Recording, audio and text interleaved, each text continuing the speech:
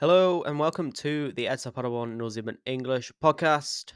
New week, new episode, and we are discussing the game against Kaiserslaurern in today's episode. It's been nearly a week since that game, but because of other reasons, we are recording on a Friday this week, and it is international break week, or 2 weeks, I guess you could probably say. So there's no match this weekend for SCP Paderborn. It's the countries who are playing. Germany have actually already played their first game of the international break. So we have a bit more time to discuss these things. And in today's episode, we are going to look at Kaiserslautern, and then in the second half of the podcast, sort of have a recap of everything that's happened between sort of the last break, which was the winter break, and where we are now. So from about match day 18 to match day 27, we'll sort of have a deep dive into everything that's happened in that period of time where Paderborn are in the table. In terms of match day 18 to now, where would we be after the 12 games? And yeah, we're going to be looking at the charity collection, which I'll explain a little bit more later on as well, and sort of a state of the Bundesliga overall, the Zweite Bundesliga. Sorry, I'm getting a bit ahead of myself there, aren't I? And yes, we will have a podcast episode next week. Next week too, we will do the usual preview of Kern, which is going to be Saturday. The game's Saturday. The podcast will probably be Wednesday, hopefully, all being well. And we'll also do kind of a stats look at really. Is kind of the plan right now. Some interesting statistics surrounding it to Paderborn, and yeah, we will also preview sort of the last stretch of the season now, because after next week, there is not a weekend which Paderborn don't play until the end of the season. Also, the game dates have been announced. I will discuss them next week, and we'll have a sort of in the deep dive preview. So stick around with me for that next week, and make sure to like, subscribe, have the notifications on whenever I upload, especially this week as it is off schedule sort of thing. So we'll recording on a Friday because there is no football this weekend. No club football anyway.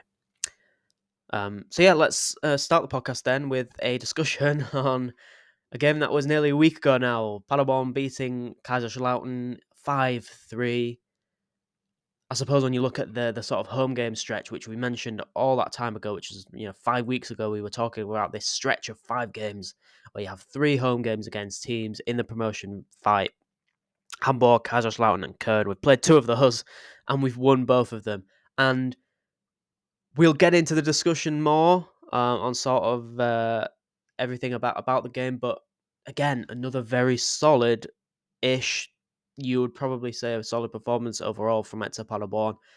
Just like against Hamburg, obviously it was a, a different game in the aspect that Kaiserslautern managed to come back, which we will get onto, but it was a very similar performance, I thought, to Hamburg in the way that we were really dominant in certain aspects. We looked like we were a promotion team against a team who was also in the promotion fight. And obviously you've seen how Hamburg have recovered after losing to us, which even further for me cements how good that win was for us. So yeah, it was a 5-3 game. We'll get into the nuances. We'll sort of use the usual structure of this discussion. We talk about the lineup, we talk about specific moments in the game, and then we'll have a sort of further analysis on specific players and how they played, and specific things that I saw that I would like to talk about. So yeah, at the end of the day, Paderborn were 3-0 up after 17 minutes, and what a crazy start to the game it was. So yeah, let's discuss first the starting 11, and the big news, I suppose, who would probably put it as, was Martin Enns coming into the team. His first game in a long time. He's only played for the second team in the Regional Liga West this season, but he was in place of Kasper Teho. Obviously, Chark Scheller was out injured too. Sorry, he was suspended with a 5th yellow card. So Lauren Kerder was in for him. So the team in general was, I will read it out. So it was Riemann in goal, Lauren Kerder, Felix Goetze, Marcel Hofmeier, Obme and Zenta on the wings. We'll talk about Aaron Zenta. Wow. Martinez and Santiago Castañeda in the middle. And then the three attackers, Marvin Melem, Philip Bilbia, Ilias Anza. On the bench for Paderborn, Marcus Schubert, Tristan Zobel, once again on the bench for us. Yasha Brandt, who celebrated his 22nd, I'd like to say 22nd birthday yesterday. Casper Teo and Sven Michel, Mattis Hansen, Grimaldi, Glass, and Luca Hermann as well. So yeah, wow. Where do we go from here? We should probably just go on with the game, shouldn't we? It was an absolutely fantastic start from FC Paderborn, and it was like a dreamland start for us. In the second minute, they were literally not even the second minute, and we found ourselves with the first goal of the game, and it's Aaron Zenta with it. And yeah, Kaiserslautern was still sleeping, really were. It was a great ball originally from Philip Bilbao, and yeah, Aaron Zenta was kind of in the position which he's been in the last few games, in that position inside the box where he can shoot with his left foot, and he did. He had a few opportunities like that in the previous game and missed or hit the post on one of them. I'm pretty sure he hit the post on one of them in Regensburg. Yeah, he had all the time in the world. He got a good touch on the ball, steadied himself, and it was a great finish past the goalkeeper. And it was 65 seconds on the clock. An absolute dream start for us and worst case scenario for them. We mentioned in the preview about the odds and how we were massive favourites because of Kaiserslautern's injuries and stuff like that and our good form. And to score in the first 65 seconds, you put what a start. We have also mentioned in previous podcasts about us having slow starts and letting the opposition score the first goal, which in any sport you give yourselves a mountain to climb. Suddenly your odds shorten. Sorry, your odds get worse, but in a way that's a bad way. That's not shorten, because actually shorten odds means you're more of a favourite, but the other way around. And yeah, your percentage chance of winning any game lowers when you concede the first goal. So after scoring after 65 seconds, it's not the worst start in the world, is it? And then it was very much the same. Bilbao went down in the penalty area. It was Bauer with the duel with him, and Bilbao looked quite badly injured, but was okay to carry on. And then the referee, Halsberger, receives a signal from the VAR room in Kern and goes to review the challenge. And it was clear. Hit the striker on the foot. Yeah, penalty. So as usual, Rafael Obama with the penalty. And yeah, it was a good penalty into the middle of the goal. And Corral, the goalkeeper, went the wrong way. And it was 2-0 after 8 minutes. What a start for Paderborn. Bit lucky, perhaps, with the decision, but it was a good cross, like to Bilbao, and he had to be in a duel, and the Kaiserslautern defender made a mistake, and we capitalised on it. So yeah, absolute dream start. There's nothing really else to say about the start that we had, and we'll get onto some more goals because there was another goal very, very soon after. But before that, we had another chance. It was Zenta with a cross into the box and Bilbao with the header, and it was offside. But then again, there was another long VAR check, and at the end of the day, Halsberger, the referee, and the linesman, by the way, which I've never seen that before, and that was ridiculous. He went to the scene. The question actually was not about Philip Bilbao, who scored the goal. It was about Ilias Anza. Who was he, in kind of interested in the play? Was he involved? And in the end, after 5 minutes, it was clear that it was not offside. And Philip Bilbao scores a header. And Paderborn were 3 goals up after 15 minutes. Or, well, it was more like 17 minutes in the end, with all the stoppages. But yeah, we were before 20 minutes were on the clock, we were 3 goals up against Kaiserslaurern, who were one place below us in the league before the game. And yeah, at that point, we were second in the live table. But it isn't all sunshine and rainbows. We were 3 goals up, but we were still against a very decent team in Kaiserslautern. They're not in their position because of luck. They're a good team. And even with the big advantage of 3 goals and home fans being good, we weren't sharp enough in some certain areas, which we'll get to. Yeah, we had a sort of decent chance on 28 minutes again, cross from the half field, but Kral makes a good decision and comes to the ball. 37 minutes, first yellow card, it's Lily Sanzar. He did a tough foul on Kalok, and that was a yellow for him. 37 minutes, first sort of issue for Paderborn and Manu Riemann. We couldn't get the ball away. Hanslick's shot was deflected at the feet of Ragnar Ache, but he took too long to shoot and it was blocked there. And then 45 minutes. This is where it starts to go wrong for Paderborn. In the end of the day, Daniel Hanslick scores a penalty, but we should discuss how they got there first. It was Zimmer who sent Redondo into the penalty area. It was kind of a 50-50 ball with Felix Goetze, but Goetze slid in. The ball actually was already gone in the situation. The referee didn't know really what to do. He kind of hesitated and then gave the penalty, and then it was kind of difficult to overturn it then.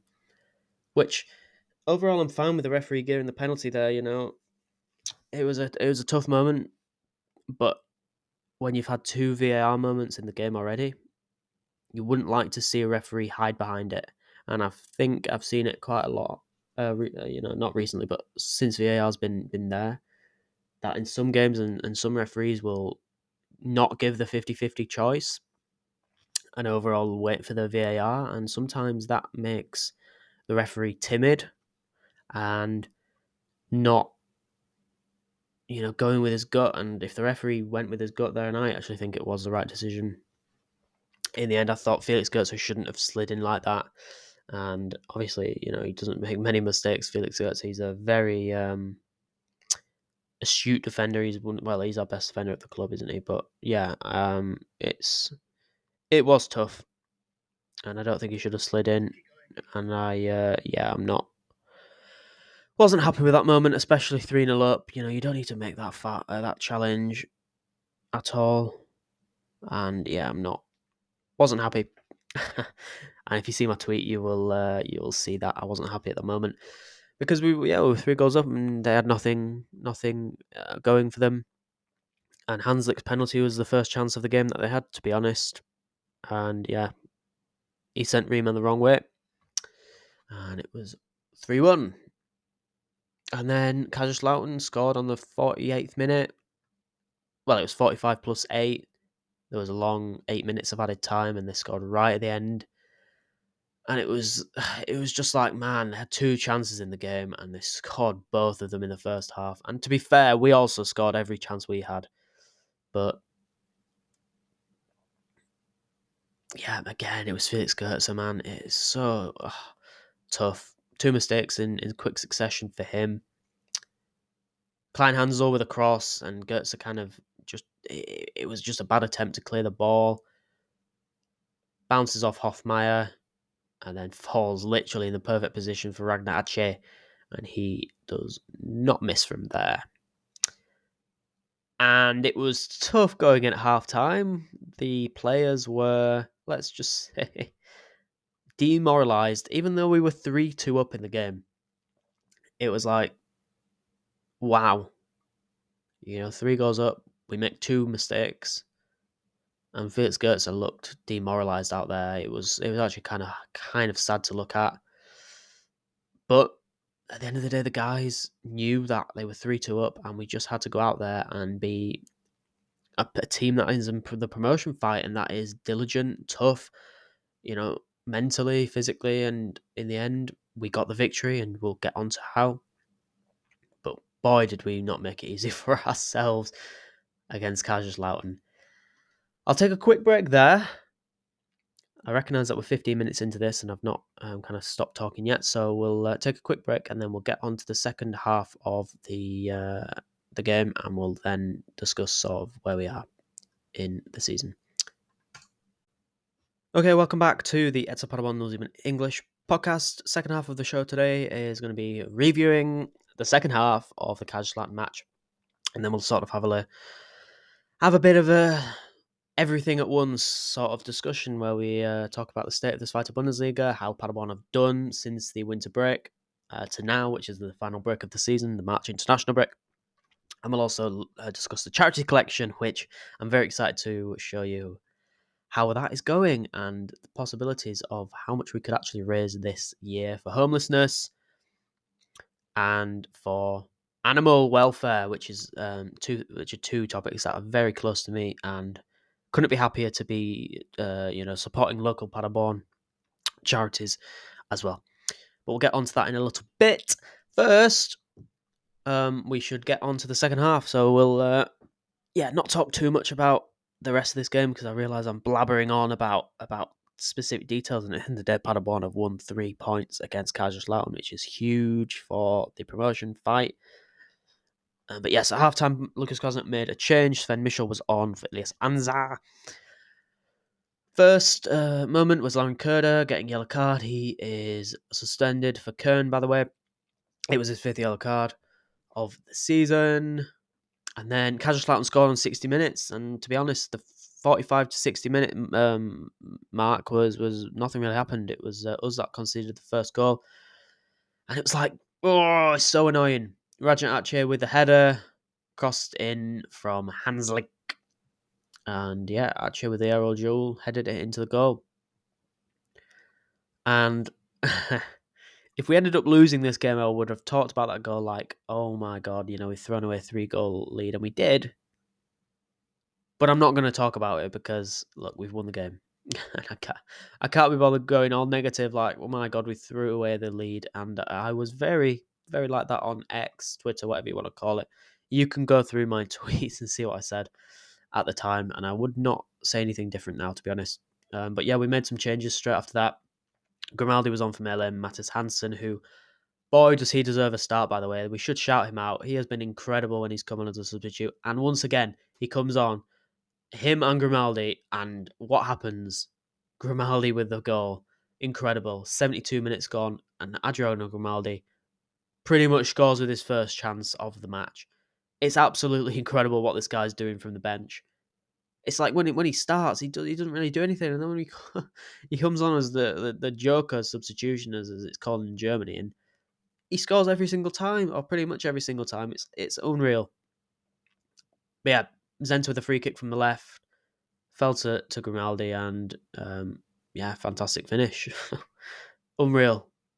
What a shift. And yeah, that's the depth that we have now that we perhaps didn't have in previous years, in a promotion fight when it's kind of not going your way, or you've thrown away a 3-goal lead at home, and you can bring on an Adriano Grimaldi who's so reliable.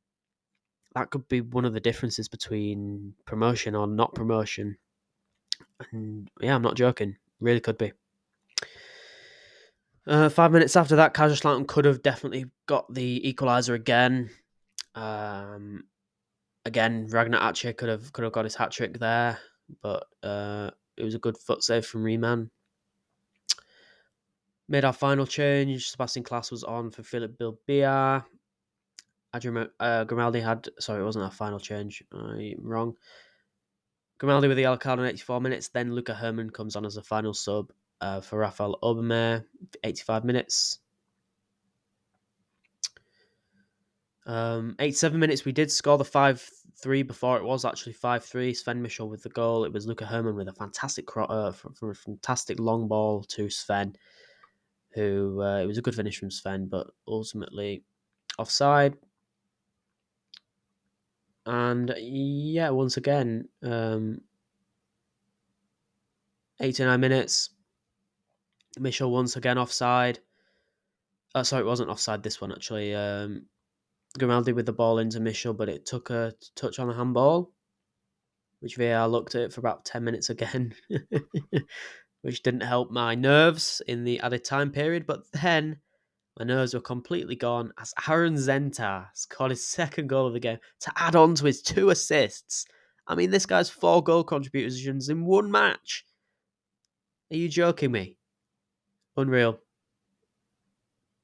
Anyway, yeah, we kind of went in the corner at this moment. Luca Hermann went in the corner, but passed it up to Mattis Hansen, and Hansen got his assist. Gave it back to Zenta, who was in the middle, and bang, 5-3. Incredible.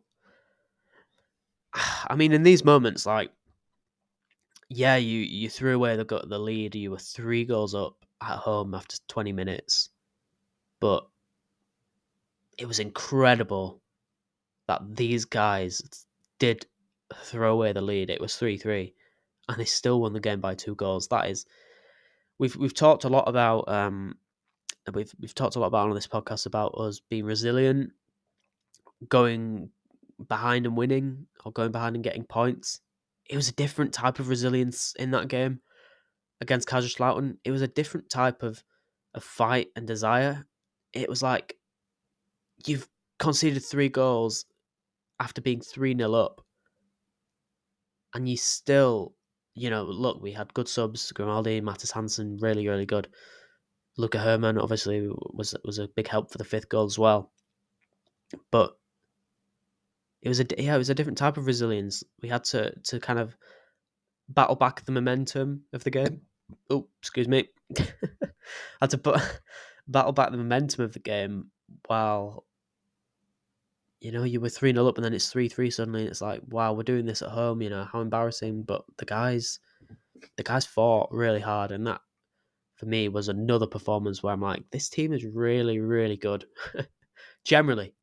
Look, we could finish 4th this season, and I would still say those words. And I would look back at some games and say, well, we should have won that game. But look, one of these games is like, you're in the middle of the promotion fight. Hamburg just won. Köln were, a team that could go quite a few points clear if you end up drawing this game. But no, you give yourself a chance to go above Köln next weekend because you beat Kaiserslautern in an incredible game. And yeah, so proud of them, honestly.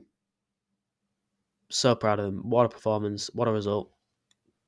And yeah, there's not much more to say about that. Aaron Zenta are incredible. Got a Team of the Week card on EAFC 25. First Team of the Week card for Paderborn, Bernard Tepteki. First special card since Jamilu Collins is Man of the Match 2019. So that was FIFA 19, I believe. So all you FIFA players, FC players, enjoy it. 85 rated card, Aaron Zenta. Incredible. What a kid he is. What a player. If he leaves in the summer, it's going to be sad, honestly. I'm going to miss him. What a player. Oh, we're still in this thing. We are still in this thing. We're 3rd right now, 2 points clear of Kaiserslautern, 3 points clear of Magdeburg, 26 games played, 8 to go. This could get special.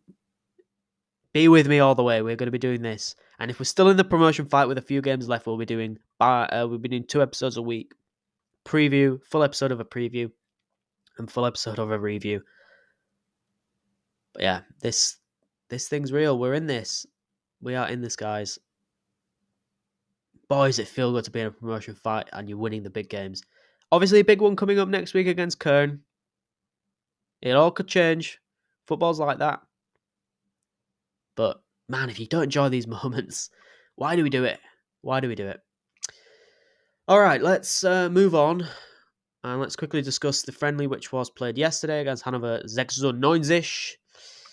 Now, there may be some Hannover fans listening to this, and I'm just going to say I'm sorry. I'm very sorry that SC Paderborn have beaten you once again. 11 wins in 16 matches against Hannover. I mean, this is incredible. Unbelievable. It's wow. 11 out of 16 we've beaten Hanover. We should have beaten them in the top spiel as well, but we can get past that. Philip Bilbao with the only goal on 39 minutes. It was a penalty. Paderborn played a lineup of this. Marcus Schubert was in goal. Hoffmeier, Goetze, Scheller, Kerder, Castaneda, Hermann Pleidel, Bilbia, Michel Grimaldi on the bench. Florian Prus, Manu Riemann, Schulz, Ehens, Krumer, Zobel, Emo Alive, Klaas, and Yasha Brandt. A few Paderborn players are also on international duty. Kasper Teos with the Finland under-21s. Germany under-20s. We have quite a few players. Mattis Hansen is there. He's been recalled for them. We also have Aaron Zenta. Also, Loni. Well, I suppose you could say Loni at Dresden, Mika Bo, and then Ilias Anza is there. So 4 Paderborn players. I suppose you could probably say technically 4 Paderborn players in the Germany under-20 setup, which is cool. It was like, wow, that's pretty cool, isn't it? I think it's something like 23% of outfield players are Paderborn players in the under-20 Germany team. Now that rocks. Incredible. All right, let's have a look then at the state of the Zweite Bundesliga. So I did sort of mention in the review then that we are currently third in the league, 45 points. We are 2 points above Kaiserslautern in fourth, 3 points ahead of Magdeburg in fifth, and 3 points ahead of Hanover in sixth. We're 2 points back of Köln in second, and 3 points back of Hamburg in first. So we'll get onto that in the preview next week. But look, we can go ahead of Köln next week with a win. A draw kind of doesn't really do anything for us, but a draw is better than nothing, I think, in that game. But we'll get onto that when we do. So yeah, let's have a quick deep dive then into kind of what we've done since the winter break. We've done a podcast every week, some twice a week, a few times, and we've previewed every game, we've reviewed every game, and this is where it stacks up then. So the 9 games between match day 18 and now, Paderborn have won 5 of them, drawn 2 of them, and lost 2 of them. Scored 15 goals, conceded 8. That is joint best defence, by the way, with Köln. Conceded 8, but 3 of them against Kaiserslautern in the last game as well. That's a goal difference of +7, and that is 17 points, which puts us third in this sort of mini table between the winter break and now. We're 2 points off Nuremberg, who are flying, by the way. They're in second right now. And Hamburg are first. Some interesting tidbits. Magdeburg are in 8th. They're on 14 points, but look, it's crazy. You can't kind of split this league into this mini table because in 9 games, there's like 4 points between Hamburg in first and Köln in 5th. 5 points between them and 7th. You know what I mean? It's like everyone beats everyone. It's ridiculous, but we knew that. But yeah, Magdeburg kind of like the team that maybe is faltering a little bit, same as Düsseldorf. But even still, you can say like Düsseldorf are only 2 points off us in third. So it's like, yeah, they are maybe kind of faltering a little bit. You know, they've only won 4 out of 9. They've drawn 3. But still, they're only 2 points off us in third, which we're the third place team in this mini 9-game league right now. Yeah, carry on like this. Will we be a promotion playoff team? It'll all be revealed in May. So let's end the podcast today with a charity update. So, in the charity collection, which I announced at the start of the season, by the way, so you will perhaps have seen it. A lot of people did. But this is essentially what it is. So for aspects such as goals scored, clean sheets, home wins, away wins, any hat tricks, any DFB Pokal wins, and also promotion is on there too, as a €40 donation if you get promotion. The two charities which I selected, or I selected with help from other people, was the Tierheim Paderborn, which is the animal shelter. It's responsible for taking in found animals from the Paderborn district.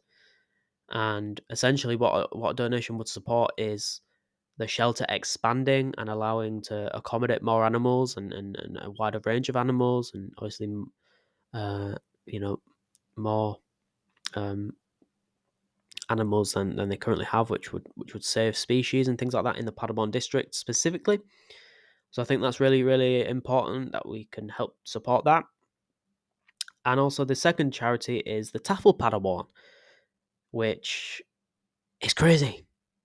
When I was looking through the statistics of what they actually do and kind of the reach that they have in the Paderborn district, they care for approximately 3,000 people in families and single people, 1,500 children.